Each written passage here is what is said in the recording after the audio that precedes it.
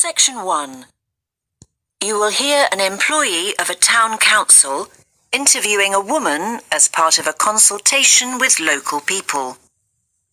First, you have some time to look at questions 1 to 6.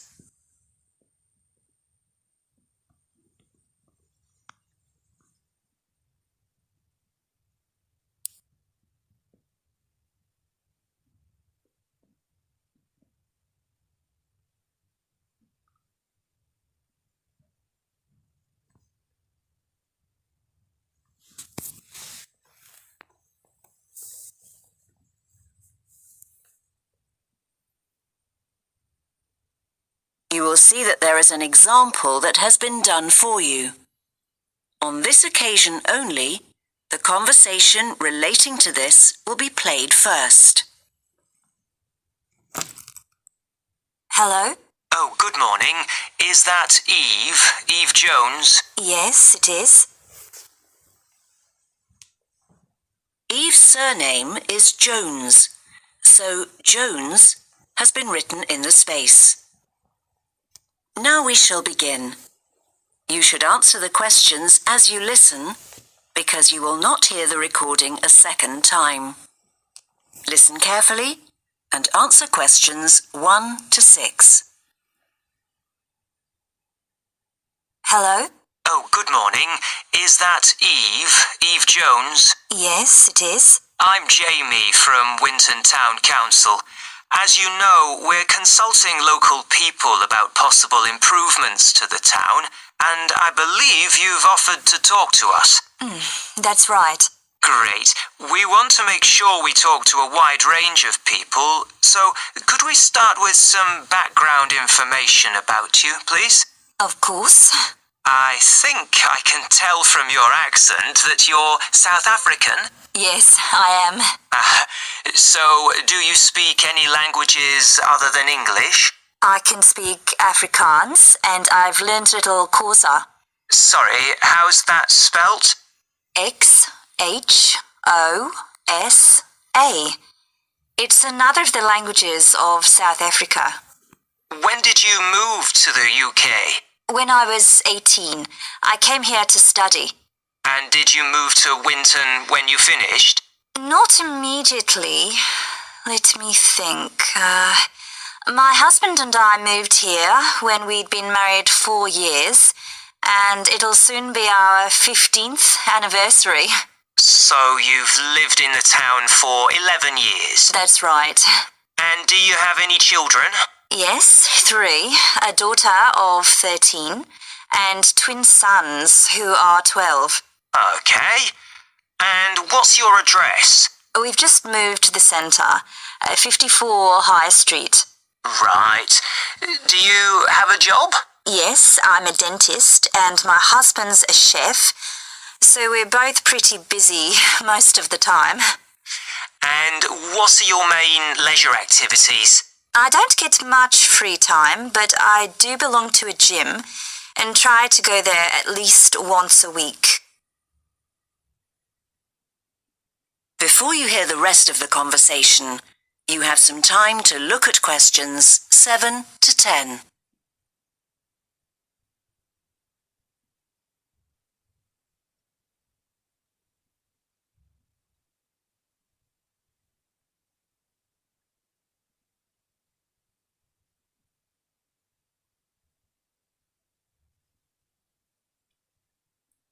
Now listen and answer questions 7 to 10.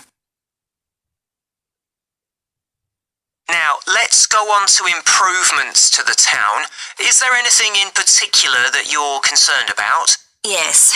What worries me most is the danger of flooding. The level of the river was very high several times last winter, and I'm sure the defences aren't adequate. That's something a number of people have mentioned. We'll certainly act on that. Then it seems to me a lot of elderly people living alone don't have much social contact. I know there are day centres where they can get together, but I wonder if there could be activities for people of all ages to meet. That's an interesting idea. Though I'm not sure how to do it. But if you take existing clubs, theoretically, they're open to anyone. But in practice, they tend to have nearly all middle-aged people, or nearly all young people. That's true. So maybe something like a cookery course, where participants take turns to teach the others what they know, rather than an expert teaching everyone. Exactly. Another thing I wondered about is that everyone in my family has got lots of books that we're unlikely to read again. So it seems a shame that they're just sitting on shelves. It would be good if there could be some form of library consisting of books donated by local people and run by volunteers. I've heard about that sort of thing being set up in other places. I think that's all I've got to suggest. Well, thank you very much, Eve. The council will be looking into everyone's suggestions and publicising what it decides to do. Excellent. Thank you. Goodbye. Goodbye. That is the end of section 1. You now have half a minute to check your answers. Section 2. You'll hear a talk about the waste collection in Baltimore. First, you have some time to look at questions 11 to 15.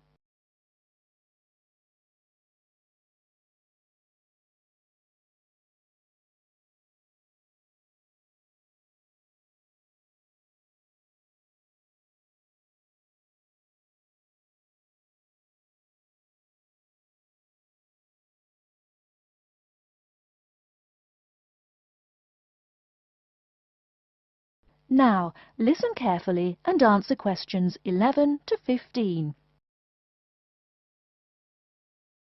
Hi folks, my name is Loretta Johnston and I'm here from the Baltimore Department of Public Waste. Thank you for coming out to our community meeting tonight. I've got a few words to say about the waste collection here in Baltimore. First, there's the sorted collection bins themselves. They're made of sturdy solid material, so none of your trash can seep out or puncture the bin. Also, since these things sit out on the curb overnight, rain or shine, they have to be waterproof. We can't have water getting up in it and filling up the bin. Remember to pay attention to which bin is which and sort your waste accordingly. You should have a blue or green bin for recyclable garbage, a yellow bin for unrecyclable garbage, and a red bin for toxic waste. Our city-wide waste management is divided into 2 services. The first is commercial waste collection, or trash collection from buildings. The majority of building waste is paper, which goes in the blue or green bins. You'll notice in your office buildings there are signs that warn you not to overfill these bins. All that paper adds up, and an overflowing bin is infinitely harder for collectors to carry to the truck and empty. Aside from paper, another large source of building waste is metals. Metals such as tin and aluminium can be put in the yellow recycle bins, but metals like lead and copper should be disposed of in the red bins. These heavy metals are harmful to the environment and exacerbate our city's existing pollution problem. That's about all the information you need for building waste. Moving on to the second service, household waste collection is probably what you primarily think of when you think of what we do here. Many of the same guidelines apply, the sorting is the same, etc. Please remember to keep garbage like kitchen waste in a plastic bag. It makes collection easier and lessens the abominable rotten trash smell. Before you hear the rest of the talk, you have some time to look at questions 16 to 20.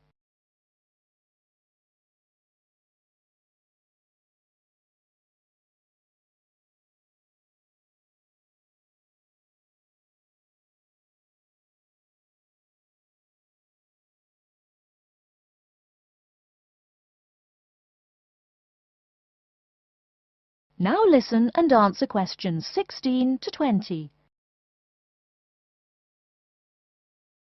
So, after we take your trash away, what happens to it? We take all the garbage to one of a number of garbage disposal plants, each of which is located in the middle of an open space of some sort. No one wants to have their home or office right next door to a waste disposal plant, right? waste is collected and then disposed of once every 4 weeks. A lot of trash can build up in that time, so we're in the process of developing a plan to fund collection more frequently.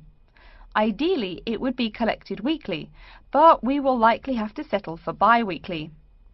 The garbage trucks make their rounds to clear the bins at night in order to avoid traffic. I'm sure you've seen how much waste your own household produces in a given week. Now imagine all the trash produced by all the households in Baltimore. It's a lot, right? It may surprise you that this amount is only marginal compared to commercial waste. Now turn to Part 3. Part 3. You will hear a man and a woman discussing some work training. First, you have some time to look at questions 21 to 25.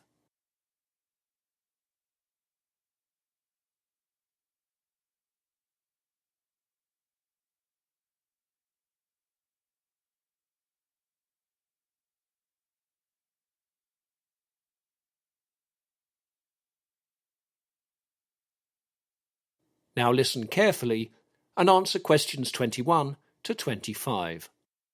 Hello, Dominic. Can I have a word? Oh, hello, Grace. Of course you can. You know, you applied for that extra training on the new computer software that we're using. Yes? Well, I managed to push it through. That's great. I thought it would be rejected because it was too expensive. There were certainly objections raised to that, but the main problem was that they didn't want you away on the days of the training. You'll be away in San Francisco while we're having the big sales meeting. So what happened?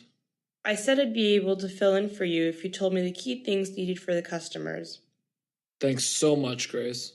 When can we meet so that you can fill me in then? How about just before the normal start of work on Monday? We can arrive an hour early and I'll have everything ready. I drive my daughters to school on Mondays, so it's hard for me to get here that early. How about at the end of the working day on Friday? I'm leaving here at lunchtime that day, as I have a meeting in town about the new parts we're ordering. The only time I'm really free is Thursday morning. I'm in a meeting that time. Look, I'll ask my friend Angie to take my daughter into school on Monday. That way we can meet as you first suggested. Good. Thanks, Grace. You'll need to have your computer with you so that I can upload some stuff.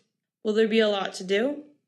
Not really. I can explain all the rationale behind the design decisions to you, and if you make some brief notes, that'll be enough. I'll also explain the model that we've made to show the customers. It'll be quite straightforward, as it's similar to the last one we did for the previous contract. The model is in my office. Finally, I'll also upload the sales forecast to you, as you'll need that to prove that our ideas are right. Good, that's all clear. Now, do you have any questions about the training? I've just read up about it for you.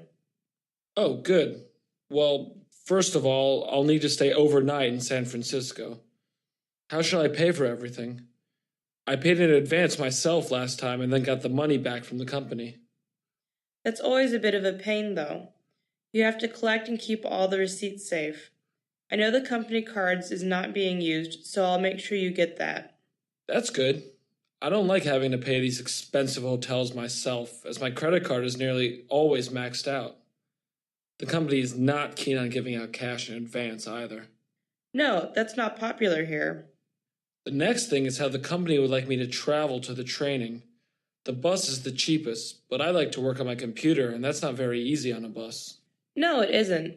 It's also not really far enough for a plane journey either. Is there a train? Yes, Amtrak has a service there. What would you prefer? Anything but the bus, really.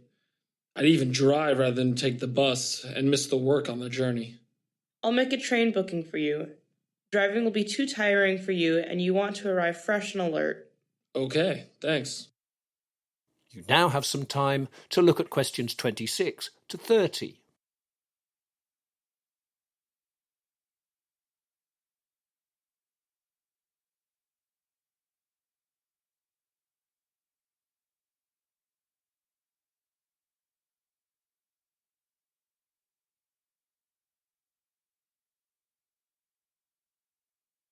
Now listen to the rest of the discussion and answer questions 26 to 30. Now, I want to explain where your training is. It's at the Green Bay Business Park. You know where that is? Yeah, I've been there before. Do you know the Forward Thinking Training Center as well? No, I've never been to that training company before. Okay, so you arrive at the main gates, go in and take the middle road. That will take you past the mobile phone company on the right and the GPS center on the left. Just a moment, Grace. I'll just get some paper. I'll need to write it down or I'll forget. No problem. Okay, here we are. I'm just making a note of what you just said. Right, carry on. So after you pass the mobile phone company and the GPS center, take the next right and then the first left. Go 100 meters down that road and Forward Thinking will be on the left with the radio station opposite. That seems fairly straightforward. You know, I think I do know this actually. I went there last year for an accountancy training. That's right, I went on that for a different account there as well. Yes, it was a good training, so I know where it is now. When you pass Forward Thinking, then there's a dead end with a recycling depot. Yes, that's right, you've got it. Now, do I need to take anything with me? My company ID, for instance? Let's have a look at this letter. No ID is required. It says you only need to bring this confirmation letter. You can take your computer for making any notes you like. Okay, that'll be useful. Yes, it says here too that lunch will be provided and drinks throughout the day. They'll also give you a password to get online there, so you can keep in touch with us if necessary. That is the end of part 3. You will now have half a minute to check your answers. Now turns to part 4. You will hear part of a lecture on cities of the future. You now have 30 seconds to read questions 31 to 37.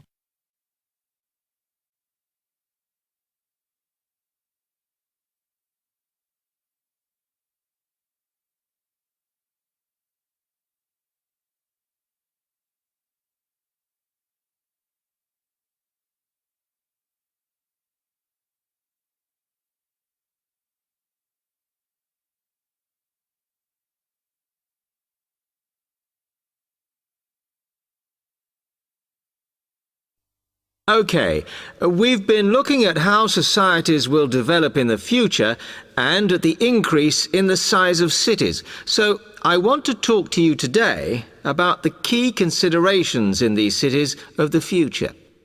There are 3 key elements I want to look at, and these are the new features they will have, issues of size, and the main problems to be considered. First of all, individual transportation will be a big factor in these new megacities as public transport becomes unmanageable. There'll be a huge rise in the use of segways, which are personal transporters like motorized scooters. As a result, and partly also to reduce pollution, roads will be altered so that they are narrower and will take up less of a city's space than they do currently. Naturally, this is a major change to the infrastructure, and something that may hinder it is the huge amount of investment it will require. The next thing is, what is going to happen to the commercial areas? We do not want these to become even larger concrete jungles than they are at present, so we have to look at design. And current designs for city development include building gardens on the roofs of these buildings to make a more pleasant environment for workers. And you may think that these areas will expand to cope with increased commercial activity. In fact, the prediction is that they will cover 1/5 of the area that they do at present as we build upwards. The exception to this is shopping centres, which we predict will expand with more and more temperature-controlled malls. What may cause difficulties is that the superstores will be confined to the outer edges of the city, as they will be too big to fit into the new malls. Then, of course, there are the residential areas, and these will undergo their own changes. One particular development will be houses which are built from glass, as innovations in this material allow it to provide light without causing problems with temperature inside a building. The residential areas will not be allowed to expand without limit, as happens in some areas at present, and their size will be restricted to a population of 15,000. One issue, which has yet to be resolved, and I'm not sure it ever will be, is how we manage to house older residents. They will be increasing in numbers as time goes on. Finally, how will these cities live? We know we have limited energy sources, so what will we do? Well, something currently in development, which will be a feature, is that waste is going to become an energy source. For example, to provide gas in homes. Also, as new technology and systems are developed, we will find that energy plants will become smaller. Another energy source we could use, but one which raises issues of having enough space and too much noise, is wind farms. Because of the problems, I'm not convinced these will be the grand solution to our energy problems that we thought they were going to be. You now have 15 seconds to read questions 38 to 40.